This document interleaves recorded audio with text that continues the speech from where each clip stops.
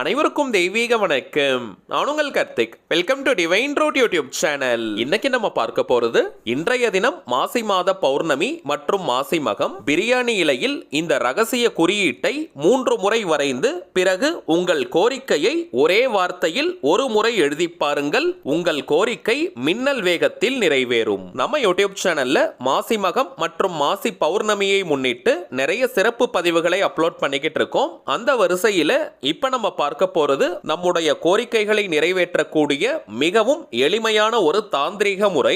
Already நம்ம upload பண்ணிருக்க அந்த மெத்தட்ஸை ஃபாலோ பண்ண போறவங்களும் இப்ப நம்ம பார்க்க போகும் இந்த எளிமையான தாந்திரீகத்தையும் நீங்க சேர்க்கலாம். உங்களுடைய நியாயமான எத்தனை கோரிக்கைகளுக்கு வேணாலும் இந்த மெத்தடை இன்றைய தினம் நீங்க பயன்படுத்தலாம். பொதுவாகவே பிரியாணி இலையை பயன்படுத்தி செய்யக்கூடிய அனைத்து தாந்திரீக முறைகளும் உடனடியாக பலன்களை கொடுக்கும். அதன் அடிப்படையில் இப்ப நம்ம பார்க்க போகும் இந்த மெத்தட்ல சக்தி வாய்ந்த ஒரு ரெய்கி குறியீட்டை நம்ம பயன்படுத்தி இருக்கோம். அந்த ரகசிய குறியீட்டை எப்படி வரையணும்ன்றதையும் இந்த வீடியோல நான் உங்களுக்கு டீடைல்டா கொடுத்திருக்கேங்க. இந்த சிம்பிளான மெத்தடை நம்ம சேனலுடைய அனைத்து சப்ஸ்கிரைபர்ஸ் மற்றும் வியூவர்ஸ் யாருமே நீங்க தவற விடாதீங்க. இந்த தாந்திரிகத்தை எப்படி எந்த நேரத்தில் செய்யணும்னு இந்த வீடியோல டீடைல்டா நம்ம தெரிஞ்சுக்கலாம். அதற்கு முன்னாடி நம்ம சேனலை இப்பதான் நீங்க ஃபர்ஸ்ட் டைம் பாக்குறீங்கன்னா மறக்காம சப்ஸ்கிரைப் பண்ணிக்கோங்க. பக்கத்துல இருக்க பெல் ஐகானையும் பிரஸ் பண்ணிக்கோங்க. அப்பதான் அப்லோட் பண்ற எல்லா பயனுள்ள தகவல்களும் உடனடியாக உங்களுக்கு நோட்டிபிகேஷன்ல வரும். முதல் விஷயம், இந்த தாந்திரிகத்தை பௌர்ணமி திதி நேரத்தில் மட்டும் தாங்க நம்ம செய்யணும். எந்த மாத பௌர்ணமியில் வேணாலும் இந்த மெத்தடை நீங்க ஃபாலோ பண்ணலாம். வாக்கிய பஞ்சாங்கத்தின்படி இன்றைய தினம் பிப்ரவரி 24ஆம் தேதி சனிக்கிழமை மாலை 6 மணி 51 நிமிடங்கள் வரை பௌர்ணமி திதி இருக்குங்க. இந்த இடைப்பட்ட நேரத்தில் மட்டும் தாங்க இந்த தாந்திரிகத்தை நம்ம செய்யணும். அப்பதான் அதனுடைய ஆற்றல்கள் பல மடங்காக பெருகும். இந்த மெத்தடை ஃபாலோ பண்றதுக்கு எந்த விதமான கட்டுப்பாடுகளோ தடைகளோ கிடையாதுங்க. அதாவது நீங்க குளிச்சிருக்கணும்ன்ற அவசியம் கூட கிடையாது.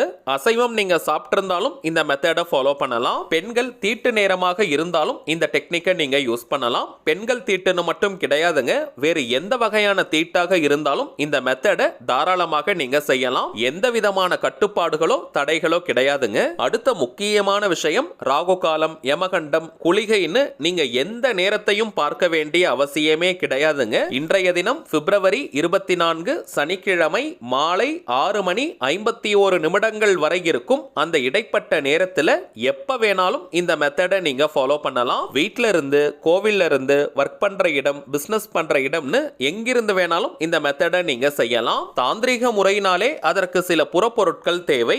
இந்த மெத்தடுக்கு நமக்கு பிரதானமாக தேவைப்படும் ஒரே ஒரு முக்கியமான பொருள் பிரியாணி இலை தாங்க. அதாவது பிரிஞ்சி இலைன்னு கூட நம்ம சொல்லுவோம். இங்கிலீஷ்ல பே லீஃப். ஓரளவிற்கு கிழியாத, ஓட்டைகள் இல்லாத நல்ல இலையாக பார்த்து நீங்க எடுத்துக்கோங்க. இந்த பிரியாணி இலைக்கு நிறைய தாந்திரிக குணங்கள் இருக்கு. சித்தர்கள் இந்த பிரியாணி இலையை பயன்படுத்தி நிறைய தாந்திரிக முறைகளை நமக்கு கொடுத்திருக்காங்க. அதீத வசிய சக்தி கொண்ட இலை இது. இந்த இலையில் நாம் எழுதக்கூடிய எந்த ஒரு வார்த்தையாக இருந்தாலும் சரி, அதற்கு பல மடங்கு சக்திகள் பெருக ஆரம்பிக்கும். அதனால தாங்க பிரியாணி இலையில் நாம் எழுதக்கூடிய வார்த்தைகள் மீது நமக்கு அதிகமான கவனம் தேவை. ஏன்னா சில பேர்லாம் பார்த்தோம்னா இந்த பிரியாணி இலையில கடன் தீரணும், அடகு வைத்த நகையை மீட்கணும், நோய் தீரணும், இது போலலாம் எழுத சொல்றாங்க.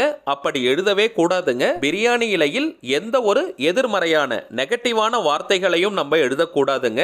கடன், நோய் மற்றும் அடகு இது போன்ற எதிர்மறையான வார்த்தைகளை நாம் எழுதினால் அந்த வார்த்தைகளுக்கும் வசிய சக்தி பெருகி இன்னமும் அதிகமான கடனை அது ஈர்க்கும், அடகு வைக்கும் சூழ்நிலையை அது உருவாக்கும், நோய்களையும் அது அதிகரிக்கும். அதனால இது போன்ற வார்த்தைகளை நம்ம பயன்படுத்தவே கூடாதுங்க. சரிங்க, இப்ப அதிகமாக கடன் இருக்கிறவங்க அல்லது அடகு வைத்த நகைகளை மீட்கணும்னு நினைக்கிறவங்க எப்படி எழுதலாம்னு கேட்டீங்கன்னா, இந்த 2 பிரச்சனைகளும் நமக்கு தீரணும்னா அதற்கு தேவைப்படுவது பணம் தாங்க. பணம் அப்படின்றது நேர்மறையான வார்த்தை, பாசிட்டிவான ஒரு வார்த்தை. சோ கடனடைய அல்லது அடகு வைத்த நகையை மீட்க எவ்வளவு பணம் தேவையோ அந்த பணத்தை பெறுவதாக அல்லது பெற்றுவிட்டதாக நம்ம எழுதணும். ஒரு 5 லட்சம் ரூபாய் இருந்தால் உங்களுடைய கடன் தீரும் அல்லது அடகு வைத்த நகையை மீட்க முடியும்னா 5 லட்சம் ரூபாயை நான் பெறுகிறேன் அல்லது 5 லட்சம் ரூபாயை நான் பெற்றுவிட்டேன், இது போல நீங்க எழுதணும். இது ஒரு பொதுவான தகவல், நீங்க நல்லா நோட் பண்ணி வச்சுக்கோங்க. அதே போல நோய் இருக்கிறவங்க நோய் தீரணும்னு எழுதக்கூடாதுங்க. நான் ஆரோக்கியமாக இருக்கிறேன் என்னுடைய ஆரோக்கியம் ஒவ்வொரு நாளும் அதிகரித்து கொண்டே போகிறது. இப்படி நீங்க எழுதலாம். சரிங்க, எத்தனை கோரிக்கைகளுக்காக இந்த மெத்தடை நீங்க யூஸ் பண்ண போறீங்களோ அத்தனை பிரியாணி இலைகளை நீங்க எடுத்துக்கணும். ஒரு கோரிக்கைக்கு ஒரு இலை தாங்க நீங்க பயன்படுத்தணும். சோ உங்களுக்கு எத்தனை கோரிக்கைகள் இருக்கோ அத்தனை இலைகளை நீங்க எடுத்துக்கோங்க. இந்த ரகசிய குறியீட்டை வரைவதற்கும் கோரிக்கையை எழுதுவதற்கும் கிரீன் கலர் அல்லது ப்ளூ கலர் பென்னை நீங்க யூஸ் பண்ணுங்க. ரெட் அண்ட் பிளாக் யூஸ் பண்ண கூடாதுங்க. கிரீன் அல்லது ப்ளூ கலர்ல எழுதக்கூடிய பென், மார்க்கர், ஹைலைட்டர், ஸ்கெட்ச்னு எதை வேணா நீங்க யூஸ் பண்ணிக்கலாம். உதாரணத்திற்கு ஒரு கோரிக்கைக்காக நான் உங்களுக்கு செஞ்சு காட்டுறேங்க. நீங்க இதே போல எத்தனை கோரிக்கைகளுக்கு வேணாலும் செய்யலாம். இப்ப நீங்க டிஸ்பிளேல பார்க்கிறது தாங்க அந்த ரேக்கி ரகசிய குறியீடு. நம்முடைய தேவைகளை உடனே நிறைவேற்றி தரக்கூடிய ஆற்றல் இந்த குறியீட்டுக்கு உண்டு. பௌர்ணமி நேரத்தில் இதை நாம் வரையும் பொழுது இதனுடைய சக்திகள் பல மடங்காக பெருகும். பிரியாணி இலையுடைய ஏதாவது ஒரு பக்கத்துல இந்த குறியீட்டை நீங்க வரைஞ்சுக்கணும். உள்பக்கம் அல்லது வெளிப்பக்கம்னு எங்க வேணாலும் நீங்க வரையலாம். இன்னொரு பக்கத்துல தாங்க நம்முடைய கோரிக்கையை எழுதணும். சரி வாங்க, எப்படி வரையணும்ன்றதை இப்ப நம்ம பார்க்கலாம். இப்ப நம்ம டிஸ்பிளேல கூட தெரியுது பாருங்க. சில முறைகள் நீங்க ஒரு நோட் புக்ல வரைஞ்சு பார்த்துட்டு கூட அதற்கு பிறகு நீங்க பிரியாணி இலையில் வரைங்க. இந்த குறியீட்டை கொஞ்சம் கரெக்டா நீங்க வரைஞ்சிருங்க. நம்முடைய தேவைகளை இந்த பிரபஞ்சத்திடம் தெரிவிக்கக்கூடிய ஆற்றல் இந்த குறியீட்டிற்கு உண்டு. இந்த ரேக்கியில நிறைய குறியீடுகள் இருக்கு. அதை தொடர்ந்து நம்ம பார்க்கலாம். இன்றைய தினம் இந்த குறியீட்டை நீங்க பயன்படுத்தி பாருங்க. ரொம்பவுமே நல்ல ரிசல்ட் உங்களுக்கு தெரியும். இலையினுடைய ஒரு பக்கத்துல 3 முறை இந்த குறியீட்டை வரைஞ்சுக்கோங்க.